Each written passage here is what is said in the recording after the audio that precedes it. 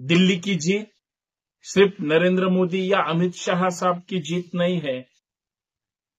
ED की notice भेजकर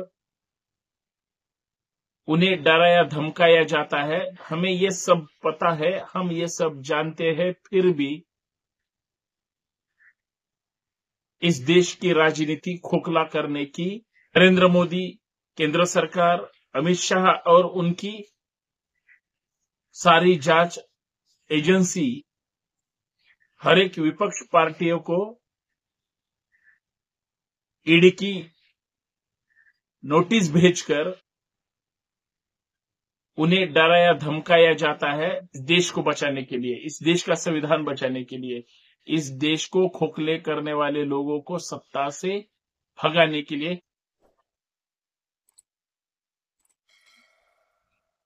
दिल्ली चुनाव अहंकार पराजित हो गया, अहंकार का वस्त्रहरण हो गया। दिल्ली चुनाव में अहंकार का ही विजय भी हो गया।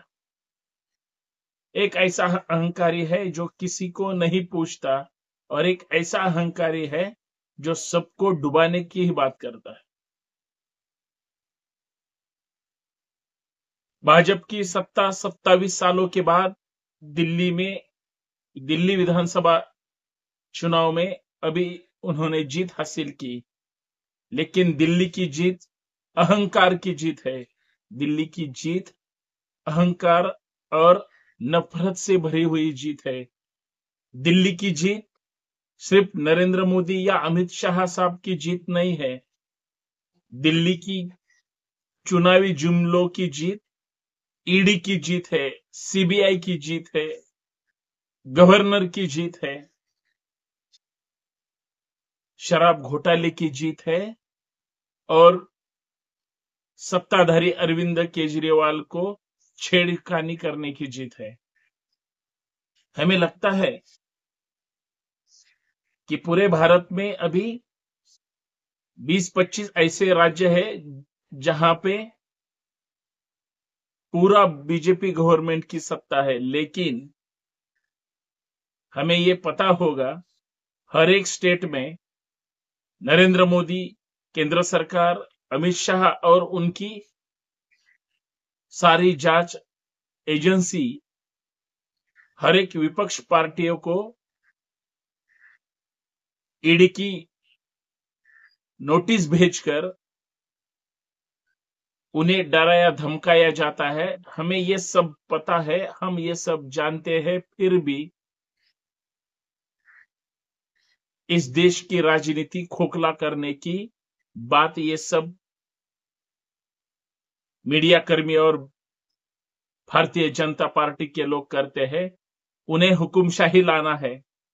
ये भाजपा की या मोदी जी की जीत नहीं है, ये हुकुमशाही की जीत है। ये लोगों को बहला फुसलाकर या पैसों से खरीदकर दिल्ली की जीत लोगों में डर पैदा कर कर मिली हुई जीत है। ये ध्यान में रखो और इसी बात पर हम चर्चा करेंगे। मेरे प्यारे भाइयों और बहनों, सभी को इस संतोष शिंदे का नमस्कार। मेरी यही गुजारिश है, आप पूरा वीडियो आखिरी तक देखें। अपना ये YouTube चैनल ज्यादा से ज्यादा सब्सक्राइब करें, फॉलो करें और ज्यादा से ज्यादा शेयर करें। दुनिया के हर एक कोनों में इस देश को मजबूत करने वाले, इस देश का संविधान बचाने के लिए, इस देश की लोकशाही और गणतंत्र अबाधित रखने के लिए हम सब मिलजुल कर काम करेंगे। हम लड़ेंगे, हम जीतेंगे और सब साथ लेकर चलेंगे। यही हमारा नारा है। और जो भी जातिवाद पर, धर्मवाद पर या गंदी राजनीति के दौरान अगर इस देश में आपस में बैर पैदा करने का या झगड़ा लगाने का काम करते हैं, हम वहां पे खड़े होकर हम इस देश को बचाने के लिए, इस देश का संविधान बचाने के लिए, इस देश को खोखले करने वाले लोगों को सत्ता से भगाने के लिए हम सब इकट्ठा मिलकर काम करेंगे। हम संविधान समर्थक है, हम भारत के मूल निवासी है जो इस देश की भलाई चाहते हैं। हमें राष्ट्र प्रथम है। हमें हर एक स्टेट हो या हर एक भाषा, प्रांत और धर्म के लोग हो, सबका साथ और सबका विकास चाहते हैं। लेकिन कई ऐसे लोग हैं जो सत्ता कर्मी बैठे हैं, उन्हें आपस में विवाद खड़ा करना और उनको डिस्टर्ब करना, उनको सामाजिक स्तर पे हो या राजकीय स्तर पे हो, सबको खत्म करना, यही एक एजेंडा लेकर सेंट्रल गवर्नमेंट हो या स्टेट गवर्नमेंट हो, बीजेपी की सरकार लोगों को डरा धमकाने का काम करते हैं। और हम उस पर बातें करेंगे। हमें यह नहीं चलेगा, हम नहीं सहन करेंगे। लेकिन संविधान के रास्ते पर, इस देश का संविधान का रास्ता ही सबसे अच्छा रास्ता है। हम बात कर रहे हैं दिल्ली की, हम बात कर रहे हैं दिल्ली के विधानसभा चुनाव की। 3 बार केजरीवाल जी दिल्ली के मुख्यमंत्री थे। मुख्यमंत्री पद पर जैसे ही विराजमान हो गए 2014 में, मोदी जी आंख लगाकर ही रास्ते की तरफ देखकर खड़े बैठे हुए थे कि कब हमें दिल्ली में जीत हासिल होगी।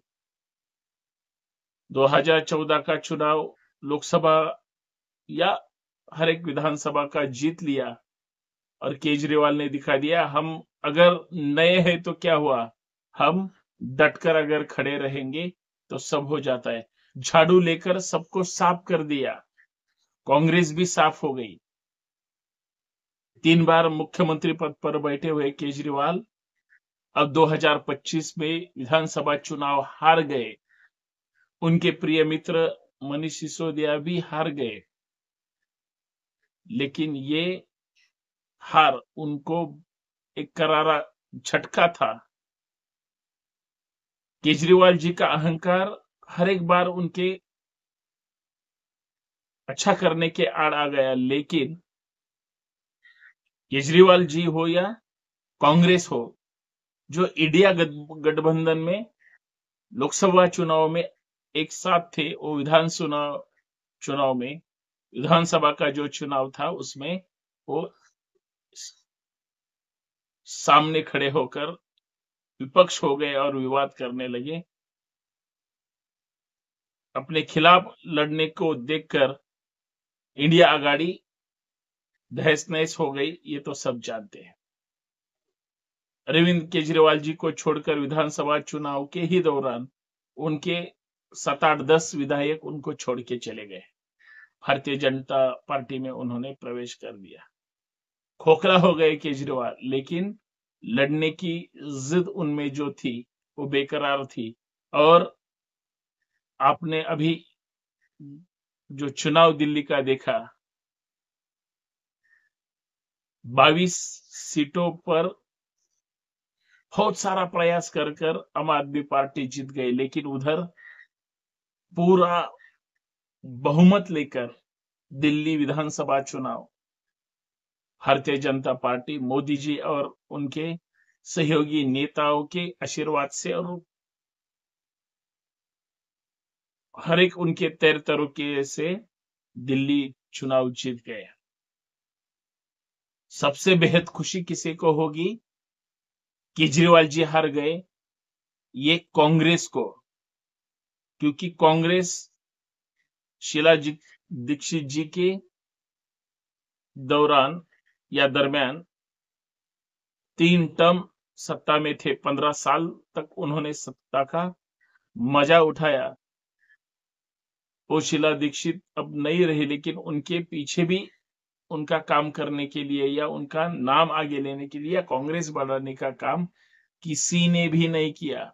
गली से लेकर दिल्ली तक सब तरफ अभी कांग्रेस मुक्त भारत की ही चर्चा हो रही है।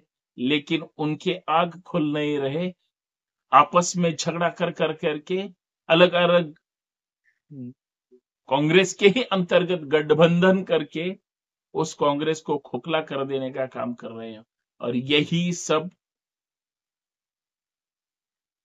चुनाव में हर एक गठ तड़ की राजनीति बीजेपी को अच्छी पता है, लेकिन आरएसएस का बहुत सारा सपोर्ट लेकर अच्छा प्रयास कर कर कार्यकर्ता ऐसे लड़े ऐसा काम किया, आम आदमी पार्टी को हराकर उनके घोटाले सामने लाकर लोगों को बहला फुसलाया और बीजेपी ने जीत हासिल की। ये लोकतंत्र की जीत नहीं है, ये पैसों की जीत है। ये मोदी जी की जीत नहीं है, ये अहंकार की जीत है। और ये दिल्ली भी भारतीय जनता पार्टी की जीत नहीं है, ये ऐसे मतदारों की जीत है जिन्होंने झूठे वोटिंग करके विधायक चुनकर दिए। और इस देश में फिर एक बार बीजेपी का बोलबाला हो गया। मुझे यही बताना है और यही कहना है, सब झोलझाल है, लेकिन हमें समझ में नहीं आता। सब तरफ झोलझाल शुरू है, हम देख नहीं पाते। सब तरफ झोलझाल की ही बातें होती है, लेकिन हम चुप बैठकर उन्हें ही वोट डाल देते हैं। पैसा लेकर हम बिक जाते हैं और फिर हुकुमशाही की सरकार आ जाती है। यही दिल्ली की तस्वीर है, यही मैं बताना चाहता हूँ। धन्यवाद। और अगर आपको अच्छा लगता है तो ज्यादा से ज्यादा शेयर करें और सब्सक्राइब करें। धन्यवाद।